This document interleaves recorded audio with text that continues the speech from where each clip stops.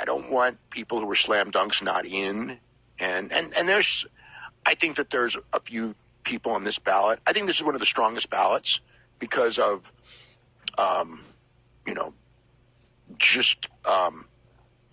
there's several people who should be slam dunks, and there's a lot of new candidates, that are, I mean, if you judge it by, look, John Moxley's got 2 Wrestler of the Year Flair Fez Awards, right? Nobody with 1 isn't in. Yeah. 2, you know what I mean? Roman Reigns, I mean, come on. There's nobody with anywhere near his credentials that's not in, and I know that there's been, in the past, like the aversion of, he was handpicked. Guess what, guys? Everybody was handpicked. Mm-hmm. If you didn't deliver, and you could argue, you know what? He was handpicked, but he didn't deliver. And you could make that argument for a while, but you can't make that argument's gone now. You know what I mean? It's like they're in a boom period. He is the number 1 guy in the boom period. To me, it's like he's in. I mean, there's others. This is a really interesting ballot. Really interesting. I just, what's a more interesting candidacy than the Young Bucks or the Briscoes? And there's 2 Briscoes, and both are interesting. Yeah, I'm sure we'll do Hall of Fame.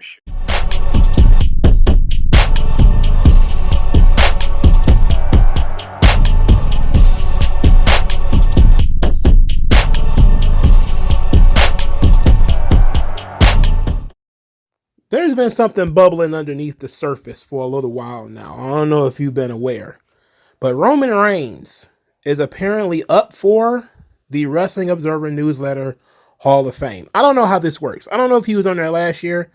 I don't know if his first opportunity is this year. I don't know. But there are people who are very, very angry about Roman Reigns potentially being in the Wrestling Observer Newsletter Hall of Fame. Dave Meltzer isn't one of them, however.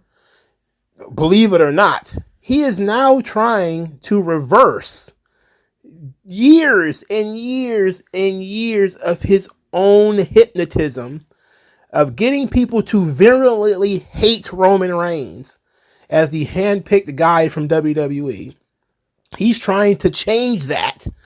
And now tell everybody, look, Roman Reigns needs to be voted in to the Wrestling Observer Newsletter Hall of Fame. Now, I don't know much about the Wrestling Observer Newsletter Hall of Fame. I don't know that much about it. I don't care. I'm one of those guys. It don't matter to me.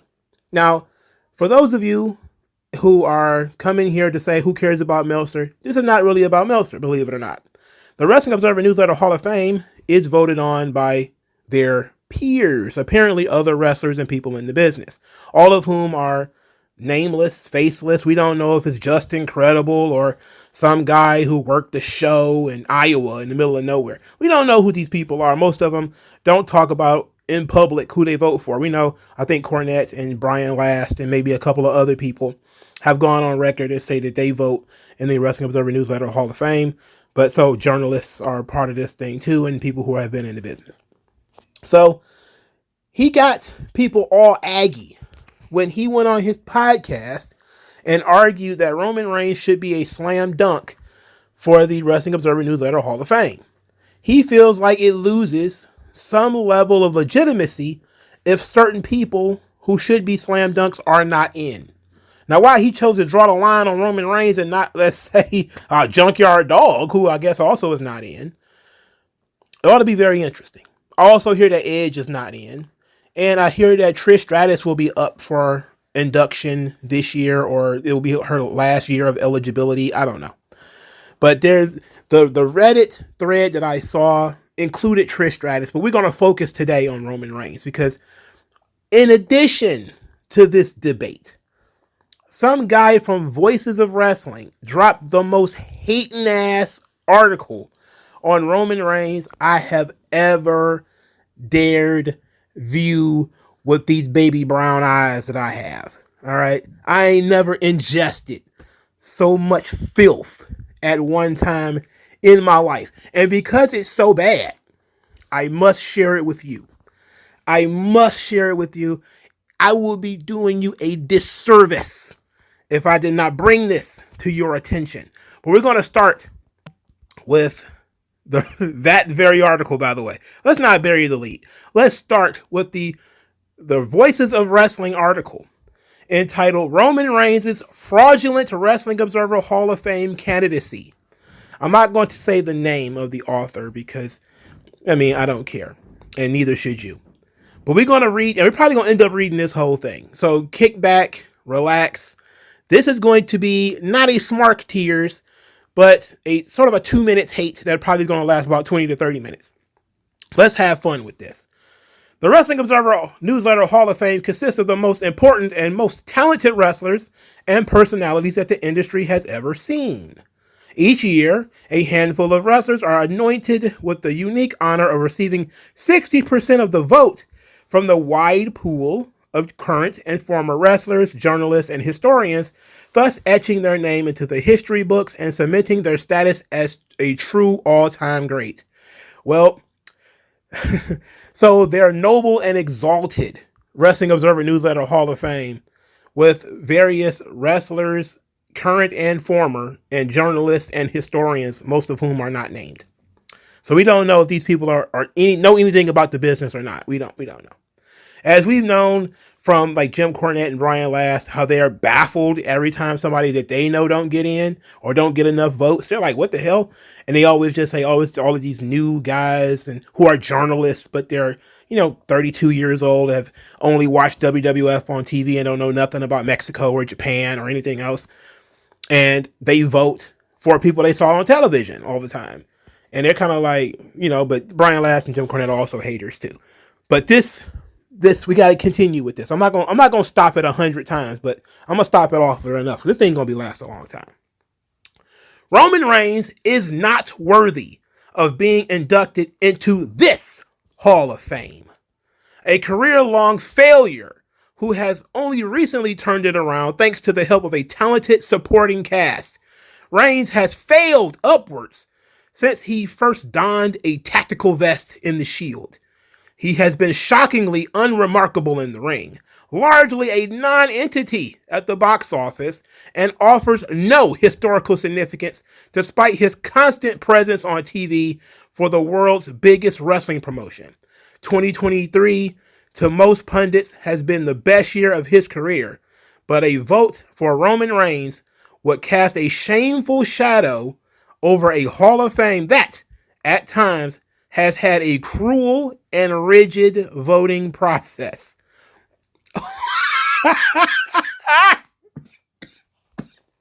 Oh my God.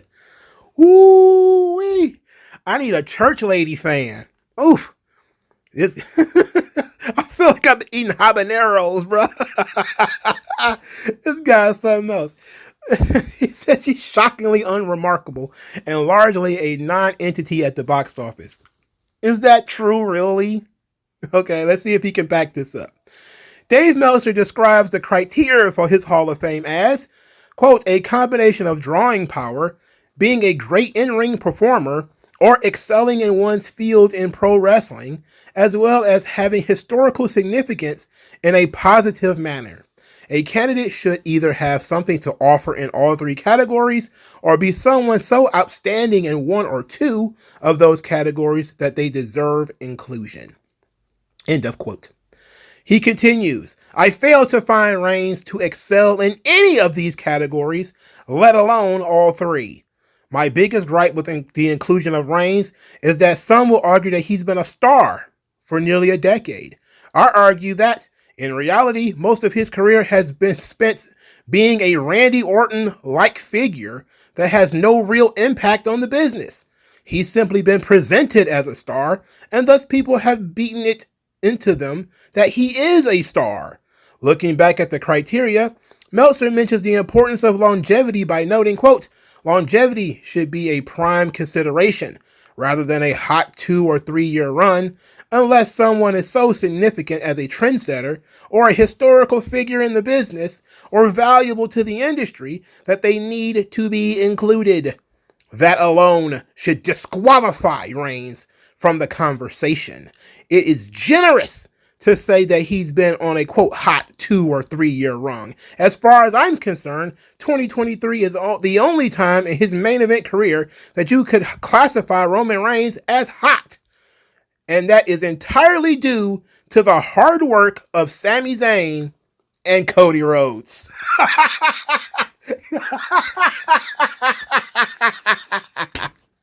Oh my God.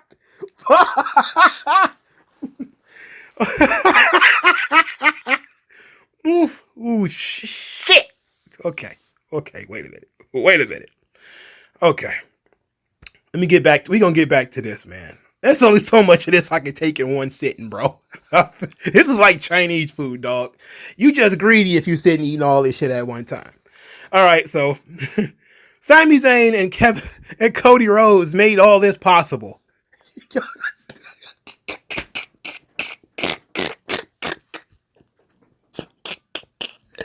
Oh shit! All right, hold on. Okay, I'm about to be professional. I gotta be professional. After an initial spike in SmackDown ratings when the long-awaited Reigns heel turn kicked off in 2020, things began crashing around him when Sasha Banks left the brand at the start of the new year.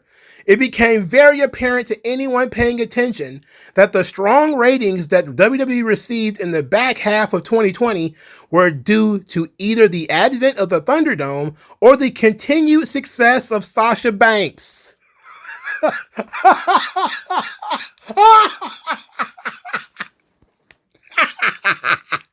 Bro, this guy's a great comedian, dog. He's got Dave Chappelle beat. Richard Pryor is jealous of this nigga's jokes, dog. I'm telling you. Wait, Sasha Banks. Cody Rhodes, Sami Zayn, and Sasha Banks. Oh my goodness. Hate. Yeah, we get it, right? Ooh, man, I like how he threw.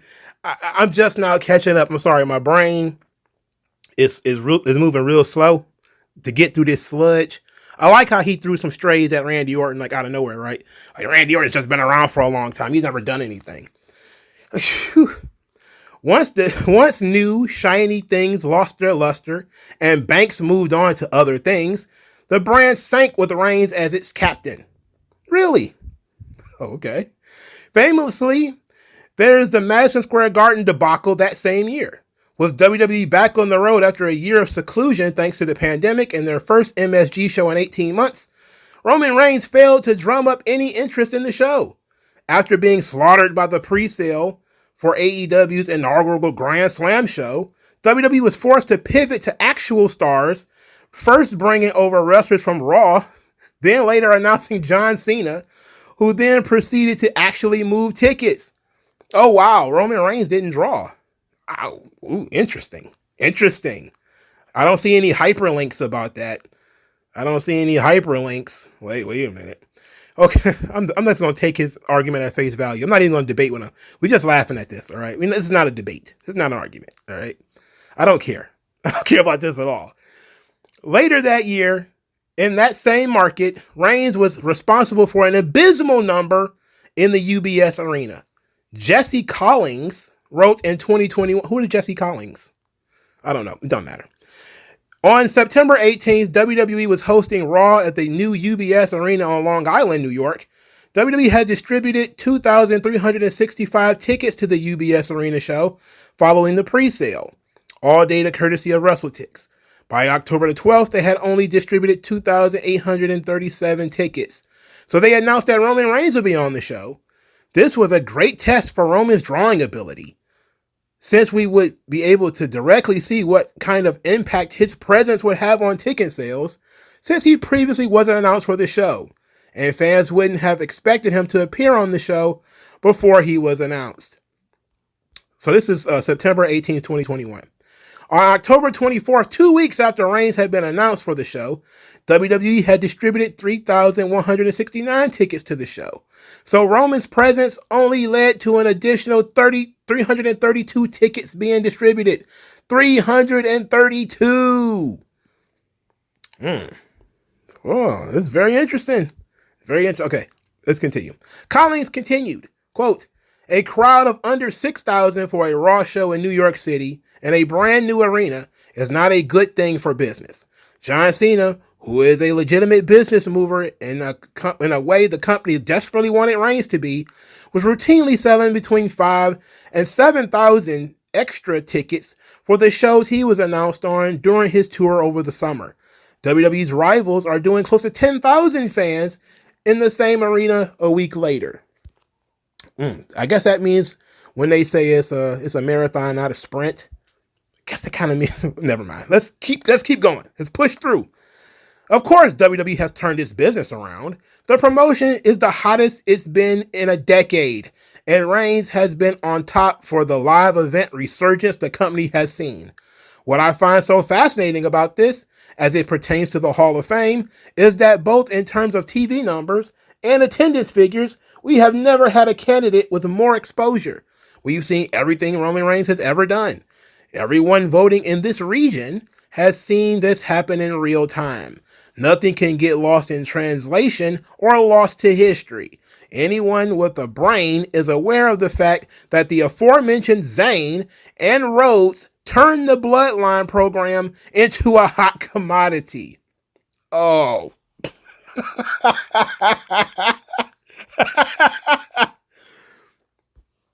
Let's continue. And as soon as both of them were yanked away from the picture and the focus shifted back to Reigns, Heyman, and nobody's bitch, what was once a hot angle began to cool hot yet again. Influence feels like the most subjective category of the three, but I cannot fathom any argument that Reigns has, quote, historical significance in a positive manner. The kindest thing you can say about him is that he has no historical significance. But I fear that as time goes on, the heavy-handed community theater-esque storytelling, which is in quotations, that was ushered forth by the Bloodline will terrorize this industry. It's going to terrorize it. Like Voorhees. Or like a school shooter. Yeah, okay? Anyway, we have already seen, in fact, AEW and their live event business has cratered as a result. We've seen WWE push their young talent towards hammy, embarrassing skits, akin to what Reigns has been doing alongside Paul Heyman and the Usos for years now.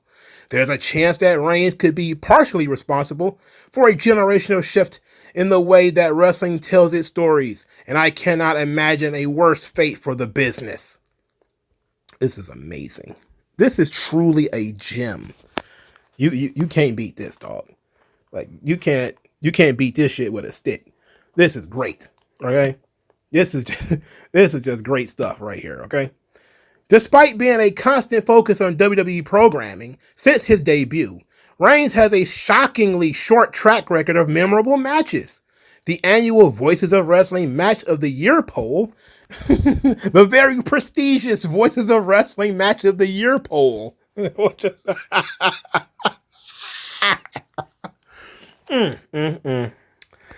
Oh, boy. Okay, wait a minute.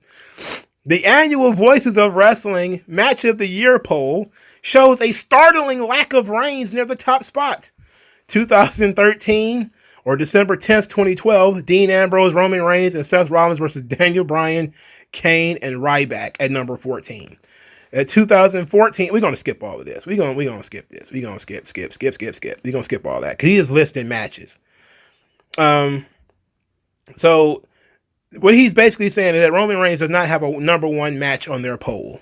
That the highest they've ever gone is number 3, where it was the Shield versus the Wyatt family. In 2019, Roman Reigns received no votes. 2018, he received no votes. Last year, 2022, his match with Brock Lesnar only got to number 60. So he says, to his credit, Reigns has involved in historically great matches in both 2014 and 2015, although I would argue that he was the least interesting part of those matches. Starting in 2017 with a fatal 4-way match that I have absolutely no recollection of, Reigns began to falter despite a widening pool of voters. He has become a complete non-entity when it comes to high-level matches. There is no, quote, if not Reigns then who conversation to be had when it comes to analyzing possible inductees from this era of WWE. The quote content farm era of this promotion, which dates back a decade to the launch of their very own network, is largely devoid of merit at this level. This is not an era of wrestling that should be celebrated. It is an era of dry television and uninspired creative. Just depending on her next move, I think we are a few years away from being able to truly analyze the impact of Mercedes Moné. She, to me, is on the cusp of being celebrated. I fail to see anyone else with an outstanding pedigree in any of the three categories. The same person who was on this dry, uninspired television for a decade. But she's immaculate. She's awesome, by the way. Well, WWE television is dry and uninspired, but that one girl with the wig, I like her. The one with the big forehead, I like her. Moving on. A vote for Reigns is scarily short-sighted, with damning long-term ramifications. He will be the least deserving inductee since Shinsuke Nakamura's rushed crowning in 2015. Nearly a decade removed from 73% of the voting base checking yes on Nakamura, it's apparent that his run atop New Japan during the 2010s resurgence was far too short to be worthy of a spot in this Hall of Fame. He would exit New Japan mere months after getting voted in, and minus his exceptional debut contest against Sami Zayn, the Kyoto-born standout has done nothing to pad his resume. A white-hot period of his career, in his case June 2012, when he won his first IWGP Intercontinental Championship, through January 2016 when he exited the promotion, was weighed far too greatly by the voting base. They ignored a decade of struggles and failed to foresee another near decade of apathy in North America. So now he hates Shinsuke Nakamura. Wow. I'm pretty sure it's because Nakamura left New Japan. Let's keep going. If we simply compare a decade of Reigns on the main roster to the 3.5 years that people used to love Nakamura, Reigns falls short in every way. It is hard to describe how, quote, must-see Nakamura was when he helped spearhead New Japan's westward expansion. Now lost to a bygone era of deleted tweets and forgotten blogs, there was a palpable buzz among Western fans for each important Nakamura match, backed up by native fans packing buildings to see said affairs. In 2014, a fan vote decided the main event of Wrestle Kingdom 8. Nakamura had elevated the IWGP Intercontinental Championship to a 1B to the IWGP World Championships 1A, and the people of New Japan awarded Nakamura and Hiroshi Tanahashi the main event over Kazuchika Okada and Tetsuya Naito. The Wrestle Kingdom main event began a string of successful Nakamura main events in an era to continue to... Why are we talking about Nakamura? Let's skip this. For Christ's sake, no more Nakamura. At this point in his career, has Reigns had a match as stunning or as important as the one between Nakamura and Ibushi on January 4th, 2015? Ah, yes, I remember that. I remember when the earth shook under my toes during that time, and I said to myself, what on earth was that? What's taking place over yonder in Japan? Oh my God, Nakamura and Ibushi are wrestling? Is that why the walls of my house are shaking? Is that why I hear angels singing? I remember that match. My God, that was one hell of a match, dog. I mean, it made my lights flicker. You know, it made like a blue and red blur go over my house. I was like, what is that? What was that? That's just Nakamura and Ibushi. They fighting in the air like Goku and Vegeta over there. I'm like, oh shit, I didn't know. Sorry. Second from the top on one of the most important New Japan shows in history. Nakamura and Ibushi, he's still talking about Nakamura. There's so much talking about Nakamura. Who cares about this shit? Let's continue. Not only has Reigns failed to deliver at that level throughout any time in his career, forgetting 24 other high-profile Nakamura outings that were world-class, Reigns has often failed to deliver, period. Reigns has main evented at WrestleMania 10 times in his career. His career cage match ratings at WrestleMania look like this. And he just starts giving a list of matches, a list of matches, the highest of which is 8.76, which was a triple threat match with Brock Lesnar and Roman Reigns, which was when Seth Rollins cashed in the Money in the Bank. So it wasn't really a triple threat match, let's be honest. I hate when people call it a triple threat match because it technically became a triple threat match, but it wasn't really a triple threat match. The highest outside of that was a triple threat match with Daniel Bryan and Edge, which was 8.91. So that was the highest. And the next one will be Roman Reigns versus Cody from WrestleMania 39, which was a 7.53. Roman Reigns doesn't have good WrestleMania matches, bruh. Okay. Thus, not only do I strongly disagree with the notion that any credit for the humongous houses at these shows belong to Reigns, but time after time he's failed to create a positive memory on a show that is launching pad for moments. Even in his best matches, he's nothing more than a system quarterback existing merely as a punching bag for Lesnar and then failing to, quote, finish the story against Rose. I refuse to accept the lauded three-way in 2021 as being anything more than average. This guy. I wish somebody loved me as much as he hates Roman Reigns. My God, I'd be warm every day. God, my cockles will be warmed every day if somebody loved me as much as he hates Roman Reigns. Let's continue. In fact, Roman Reigns, this thing is still going on, by the way. I have not seen the bottom of this well yet. All right. This is about as far as I've gotten into this thing before I started doing the video. I could not read it all at one time. Come on. Did you hear this shit this guy's saying? He says, in fact, Reigns is one of the least consistent big match workers in history, especially among those who are lauded as a great wrestler in some camps. He was the focal point of two of the biggest Royal Rumble disasters in history in 2014 and 2015, respectively, and has tallied up a number of sub 5.0 matches according to Cage Match Inmates. Of note, 11 pay-per-view main events of his failed to meet the 5.0 mark. Time after time, media rights money has bailed out a creatively bankrupt performer. WWE has never had to move away from Reigns because the money has never stopped coming in, despite WWE's direct-to-consumer business plummeting during his reign of terror. Not only WWE keeps getting money, but it's not Roman Reigns at all. It's not him. No, it's not him. It's not like, USA Network wanted him to have a match on their show because he had a huge match on SmackDown. No, that didn't happen. That didn't happen at all. This has been a reign of terror, guys. They're making money hand over fist despite being dry television, creatively bankrupt, and all these other things, and yet they keep making money. It's like trying to explain McDonald's to people. You don't gotta like it, but come on. Just stop being ridiculous. Not only has Reigns failed to reach the heights of a now seemingly universal agreed upon misfire, but he pales in comparison to names that have been struggling to keep their head above water in this voting process. I cannot take anyone seriously who finds Reigns to be a more worthy candidate than Cena, who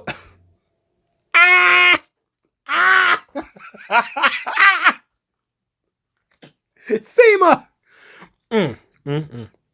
Cena, who helped mold an entire generation of successful wrestlers while being the figurehead of Japan's second biggest promotion and continuously pumped out great matches for a 20-year stretch. I am offended at the idea of someone voting in both the North America and Japan regions and voting for Reigns and not Shingo Takagi, who may very well be the greatest in-ring wrestler to ever live. Shingo Takagi? Oh my God. Oh my God. Do you use, what kind of polish do you use for those knobs? Jesus. He is far less talented than Tomohiro Ishii, far less influential than Hayabusa, and far less famous than the Beauty Pair were at their peak. And there's a good chance none of those names I just mentioned will get in. Then there are people in his own region who can blow past Reigns as a candidate. I have been a CM Punk supporter long before he ever stepped foot in an AEW ring. I find his 2 years on top in WWE to be incredibly underrated and far more impactful than the decade Reigns has spent as the driving force behind the promotion. Here's the facts though. CM Punk is not a draw. Not in WWE, he wasn't. Ratings went down when CM Punk was the top guy. That's why he was always in like mid-card matches. Because he might have been the champion, but he was not a draw. All right? Just because you like his matches doesn't mean he's a draw. And just because you hate his matches don't mean he's not a draw. So, we're not going to get into too much of this. But Goldberg's peak at the box office destroys what Reigns has done, while Paul Orndorff quietly built up an amazing drawing record of his own that surpasses what Reigns has done. Well, Paul Orndorff was a big draw and should be respected more than people actually respect him. Paul Orndorff and Hulk Hogan drew like 60 some odd thousand people in Toronto at a what's called the Big Event. It's on the network. You should go watch it. It was tremendous. But Hulk Hogan. Okay, so let's move on. Of course, there are the Young Bucks, who are not only the greatest in-ring tag team of all time, but their influence is spread far and wide throughout modern pro wrestling. Anyone who votes for Reigns and not the Bucks fails to understand the stranglehold that the Bucks have had on the culture of wrestling for the better part of a decade. And that's been why the things have been so shitty for the better part of a decade. For starters, how did the Bucks have a chokehold on the culture when they were pretty much in Japan most of that time? Who the fuck cares about what happens in Japan? Only people who think that, Japanese wrestling is influential in the United States are bums who spend a lot of time in Japan and these mutants who act like everything that happens in Japan is great. I remember having this long thing WrestleNomics put out about how New Japan is better in its country than WWE's is better in their country. It's deep, very, very deeply in my videos library. I make too many videos. But for the most part, Japan has had very little influence on the American market, outside of influencing a lot of the dorks who get into the ring nowadays. But Americans have shown no real desire to see Japanese style pro wrestling on a major stage. There's no major Japanese influenced main event of WrestleMania or anything like that ever. Maybe an NXT in those small buildings, or even some of the mid-level buildings that they started working in their later years, maybe.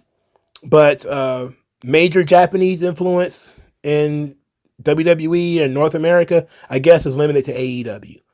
And we see where AEW is time of recording. Moving on. I am a big believer that drawing, as it's deciphered in this Hall of Fame, is relative. I do not believe that comparing stars between different eras is entirely fair. But you've been doing this entire time. And I am a big believer that size and exposure has to be factored into what you're doing at the box office.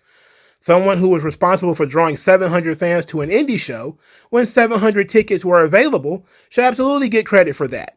The Bucks routinely rose to the top of whatever promotion they were in and did record-breaking business, no matter the scale. They helped shift wrestling culture in the mid-2010s by being the faces of PWG. They helped push Ring of Honor to new heights alongside their brethren in the elite, and they became the most in-demand stars ever on the independent level. PWG is a local wrestling promotion that nobody outside of a very small number of people have ever heard of. Ring of Honor literally went out of business. So, God. What? Look, we're still not done. This guy still got more. He's still talking, bro. He's still writing. Bro, I went to grad school. I don't think I ever spent this much time on one project.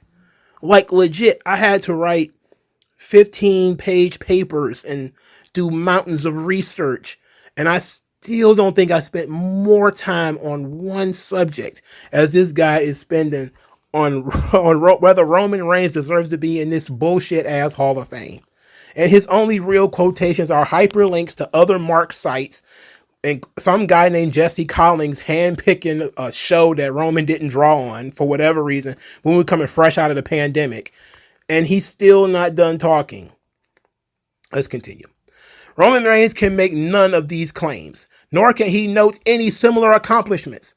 The leading narrative throughout his career is that he's been a failure, commercially and critically. He has failed to live up to the hype time after time.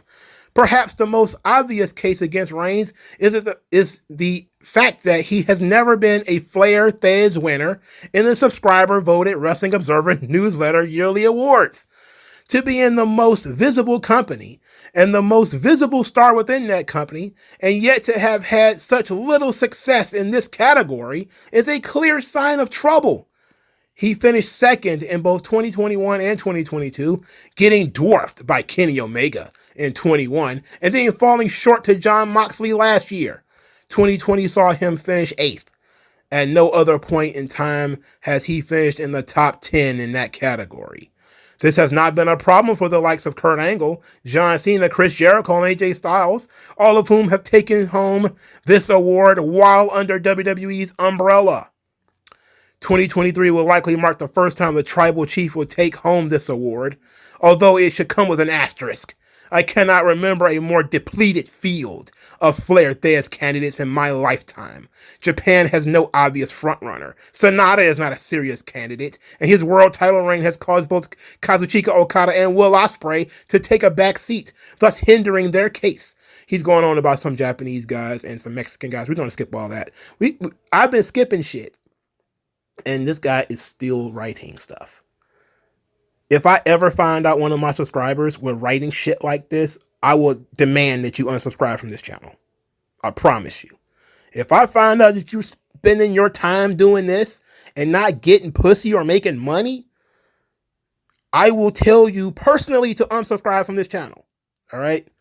This ain't the channel for you. All right? Your brain is full of mush if you spend so much time on this shit. The only reason I'm spending so much time on it is because it's fucking hilarious. And I run this channel almost purely for comedy and entertainment. All right? I've even stopped trying to educate people on this channel, bro. Like, so I'm just looking at everything and we laughing. Nah, we setting this bitch on fire and we was going to watch it burn. All right? He's still going, by the way. Roman Reigns fails to excel at any of the necessary categories to justify an induction into this Hall of Fame. Yet I fear that recent success will cause people to overlook a career of failure. Oh my God, it's finally over. Oh my God. Whew. Oh, I'm putting that one in my favorites. That one's going in my favorites, dog. There is nothing I can say about that. That's top tier. That's top tier right there. And we're not done. Because around the same time that this came out, people went on the Wrestling Observer Newsletter message board and were very angry that Dave Meltzer tried to get them to vote for Roman Reigns. They were like, what on earth is Dave doing? He's trying to deprogram us, but we won't have none of it. It's like when you get into a cult and then the cult leader telling you, bro, you in a cult, you need to chill. And they're like, nah, this ain't no cult. I love this group. I love you. You love me. Like, nah, bro, it's a cult. There ain't no cult. You love us. We love each other. We're in love. No, this is a cult. I promise you. We're fucking you over. We're robbing you. No, you love us. We love you. It's like, no, this is a cult. Fuck. This is from Dave Meltzer's message boards. Expanding on Roman not even being close to a Hall of Fame level worker. Here is every singles match of his career sorted by cage match rating. Anything over an 8 is the equivalent of a 4-star match or better.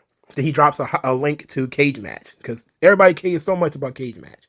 In Roman Reigns' entire career, the entirety of which has been pushed as a main eventer, he has 14 matches or 14 singles matches rated 8 or better. His entire career. Will Ospreay puts up half of that number in a decent G1. Well, Will Ospreay is the greatest of all time. Hadn't you noticed? I mean, are you serious? You're going to compare Roman Reigns to Will Ospreay? I mean, Will Ospreay is God. I'd never seen a wrestler wrestle so gracefully until I saw Will Ospreay. My Jesus. He was so good, he made me cry. I was like, oh my God, what's this liquid dripping from my eyes? This is a conversation. Some guy says this. Another problem I have with Roman's case is, what merit does Roman really have as an individual and as a pro wrestler for the success of the WWE over the last year or so? He is entirely artificially created product of the WWE marketing machinery, one that failed for the first 5 prototypes and then desperately needed the help of Sami Zayn as a catalyst and Cody to carry it forward. These people are obsessed with Cody and Sami Zayn. Why can't Cody and Sami Zayn, why are they killing the ratings on Raw every week if they're such big draws? Why was it? Oh my God. Oh my God. Oh, brother. He's just a cogwheel in the machine. Everything he does is carefully calculated and scripted out. I'd argue that his individual ability has nothing to do with the success this company is having. He just happened to be the figure that was put in place for it.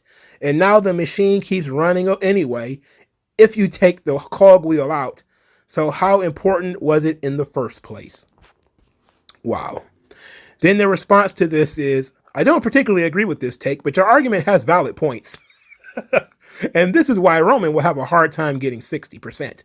He may get it, but there will be a lot of voters leaning in your direction to make that threshold tough. He really is a borderline guy because there are so many pros and cons. There's pros and cons to everything, including jumping off of a building. Here's somebody says that Moxley and the Bucks should be locks as well. Mox is a 2-time Wrestler of the Year finisher. There's a legitimate case for the Young Bucks being the greatest tag team of all time. No, it's not. There should be the end of the Hall of Fame debate for both. And it didn't stop there. A guy on Twitter that I follow, his name is El Plethora. He did us the favor of going to Reddit and looking at this same conversation, which popped up literally everywhere. It seems to be kind of artificial, if you ask me. Now, I'm going to save all of you the dregs of Reddit, but we are going to find some choice pieces out of this Reddit thread, specifically the ones about Roman Reigns. This guy says, not arguing against his worthiness as a Hall of Fame guy. Hall of Famers are generally nowhere near as exclusive as they maybe should be, and very subjective. So I wouldn't argue against anyone with as much merit as Roman. I will say, I'm not sure being a top guy in WWE is anywhere near as big of an accomplishment when it comes to Hall of Fame credentials. These days, though, yes, they're all handpicked and always have been. It's pro wrestling. But there's a big difference between San Martino and Hogan being the top guys and carrying the promotion, and a Cena or Roman being singled out to be the guy and then given all the time in the world to ensure they succeed. Is it an accolade when they do eventually succeed? Of course. But it's a whole different level when you're the one that's selling out arenas rather than the company's brand doing most of the lifting. I highly doubt any of the workers are thanking Roman for the house. Amazing. You know, they said the same thing about Bruno. They really did. They said the same thing about Bruno. I mean, they literally said the same thing about Bruno. That Bruno was too green. He was too terrible as a wrestler. Then, of course, they started respecting him as a pay-per-view draw, box office draw. And then he started having brawls with like Stan Hansen and guys like that. And, you know, people started really kind of respecting him after that. But if you actually look up how people treated Bruno when he was first getting pushed in the WWF, he was treated just like Cena. He was treated just like Hogan. He was treated just like Roman. Everybody, well, it wasn't even that the people hated him, because the people didn't hate him. The folks who hated him were his peers and the journalists. And it's always going to be the people who you're competing with for eyeballs and money, and the people who like other people and they think that they're better. Journalists have way too much authority over most industries. But this is the one I wanted to, let's go home on this one. This one's fun. I'm going to give my honest opinion of Roman Reigns, realizing I will get downvoted. there is always someone handpicked. They generally are pushed back on by fans in one way or another. Roman is different. He is handpicked, and his push has went above and beyond anyone's, including Cena. There has never been anyone that has gotten his level of protection and push from day one. The reason the reaction is different is there is nothing particularly interesting about him. He has always been the weakest and least interesting member of whatever faction he has been a part of. He has always been the weakest and least interesting member of whatever faction he has been a part of. He isn't very good in the ring. He can have a good match if the match itself is gimmicked to hell or if his opponent can carry him. By himself, he has an incredibly limited moveset that he doesn't even execute particularly well and is by far one of the worst sellers in the business. He's awful on the mic. To start out with, he didn't have the best material. But even with improvement there, he is still an abysmal talker. Despite being depicted as a powerhouse, he isn't particularly large or imposing. He isn't even appreciably larger than former Shield member Rollins. The reason Reigns gets shit on more than any other chosen top guy is literally he has zero of the attributes of a top guy while also being depicted as the best ever when he is essentially just a generic third stable member they desperately want to be more. I think about his current stable. The bloodline is 3 years old at this point, and Roman has always been the least interesting part of the faction. They literally had to attach Paul Heyman to him to make him interesting, and even that has struggled to get the heat that they want. Dave Meltzer has done a great job, and and I'm pretty sure CM Punk helped with this. I never saw people. I've watched wrestling I've been watching wrestling since 1992, with the exception of maybe about a 4-year stretch between 99 and 2003 where I wasn't watching this stuff. I have never seen, ever, the amount of visceral, guttural hatred for somebody who has never committed a crime as I see for Roman Reigns. It was bad during the days of John Cena. It was really bad. But you saw also how people came out of it. Very few people actually hate John Cena today. But back then, 06, 07, there was a lot of hatred towards John Cena. But to this extent that they hate Roman Reigns, I don't know. I don't know if it's the same. I'm pretty sure some of you guys who may have been deeper into blogs and stuff like that might be able to say, nah, man, they hate John Cena more. But I've read plenty of books. I've read a lot of articles on the history of wrestling. Let me tell you, they all got it. Bruno, Hogan, Ultimate Warrior, The Rock, John Cena, they all got it. But I'm not sure any of them got it like Roman Reigns. This guy wrote an entire, probably 10,000 word article about how Roman Reigns wasn't a draw, and it was only Sami Zayn and Cody Rhodes. The two guys who were involved with the Bloodline story. Sami Zayn was only a part of the Bloodline story from April till February. Less than a year he was involved with the Bloodline story. That had been going on for over a year and a half before he got there, by the way. And then Cody Rhodes, who was only involved between January and April. And these guys are the guys that made the Bloodline hot. It's crazy to me. Now, when they say that he was the least interesting member of the Shield, I already know what's up with that.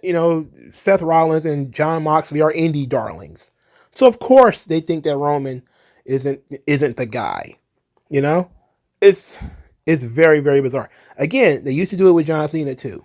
And then so many people talked about how much John Cena was good and how his work ethic, yada, yada, yada.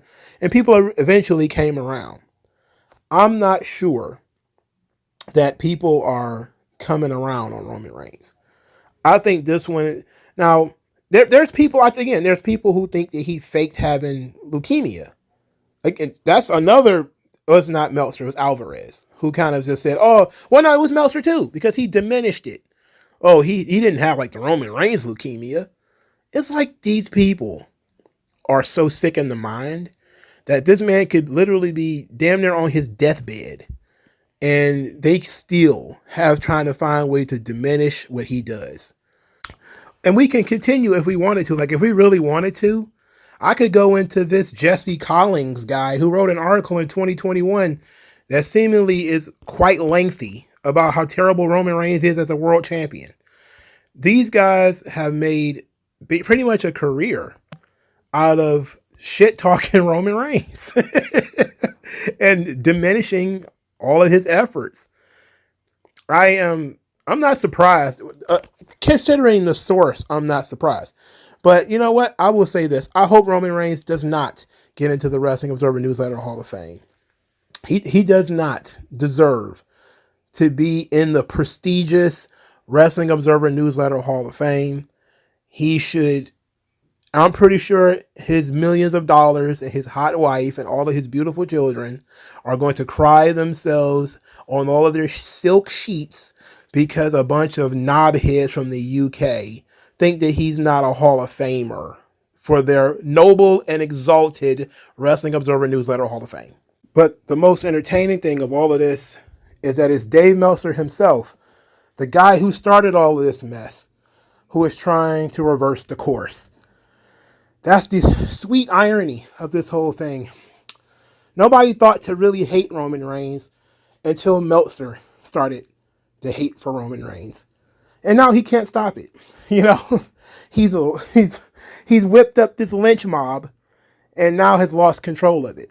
But that's what happens when you whip up people's passions and you whip up their emotions. That these guys, all of a sudden, they're off to the races. So now he's worried about delegitimizing his own Hall of Fame because Roman Reigns wouldn't get in it. Well, I hope he doesn't get in. That way, people will know for a fact that the Wrestling Observer Newsletter doesn't mean shit. All right. Thank you guys for your time. I'll talk to you guys later.